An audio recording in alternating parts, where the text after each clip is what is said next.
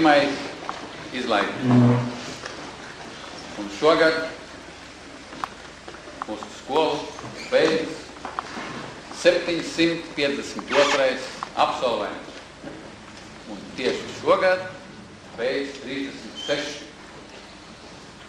Jau daudzus gadus mūsu absolventu skaits ir virs 30. Un tā, laikam, arī tas turpināsies un augs. Jo tik liela skola, kāda tā ir šodien, tā nav bijusi nekad. Un arī tik labi un tik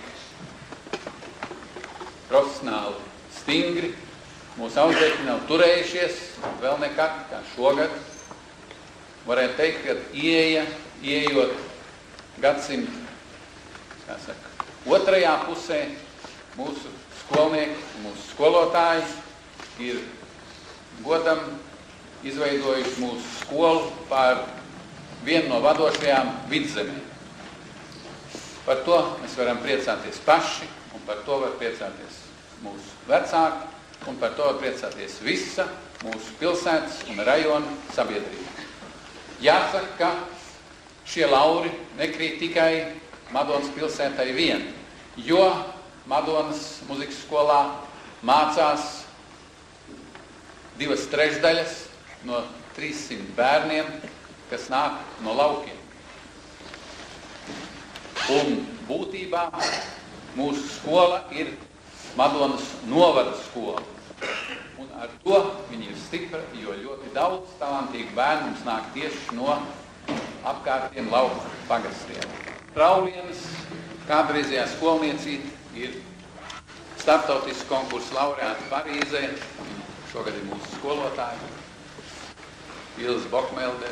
Un es domāju, ka no nesen beigušiem un turpmāk beigušiem audzekņiem daudzi varbūt aizstāvēs ne tikai mūsu skolas un rajonu godu, bet arī mūsu valsts godu nopietnās muziķu sacensībās un skaistos mākslas festivālos. Mums ir tāds neparasts notikums, jo mūzikas skolu 3. reizi beidz Ieva Ankrava. 1. reizi beidza klavieru specialitātē pie skolotājas Veselis, 2. reizi kora klases specialitātē pie skolotājas Frejas, un tagad pie skolotāja Andreja Cepīša saksofona specialitātē.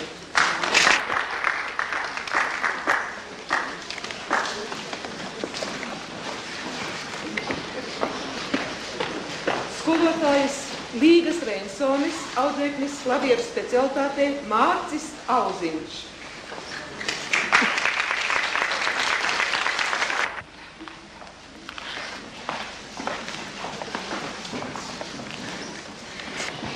Skolotājs Silvijas Bērziņas,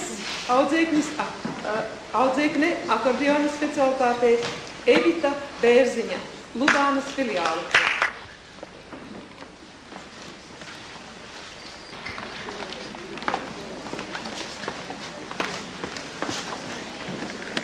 Viens Lubānas filiāles audzeknis Armands Bērziņš, skolotājs Ināras Malnieces klavieru klase.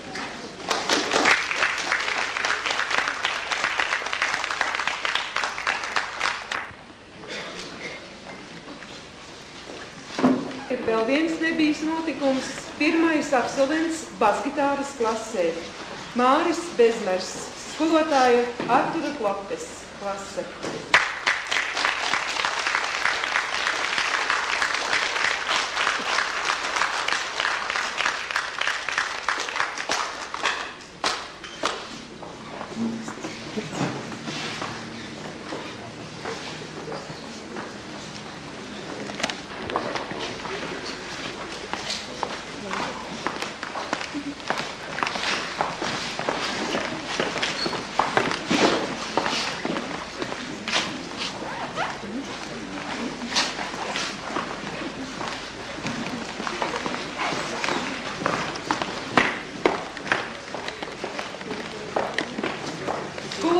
Silvijas Marsoklis, akordeona klases audzekne Rita Briede.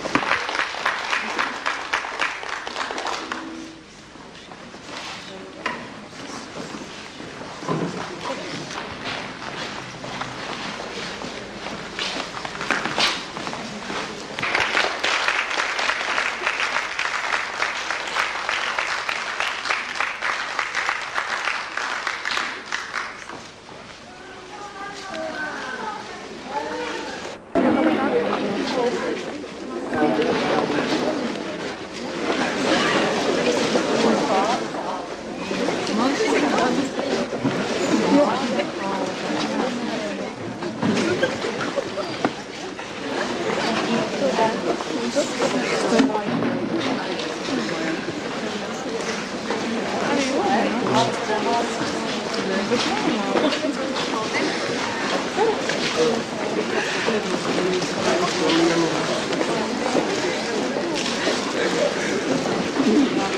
tu biji tajā skolē ar to jumtu? Kā mēs varējām izspiest? Nē, no abiem baņķieriem mums vajadzēja izspiest to jumtu. Kā tu biji? Kurā brīdī to varētu?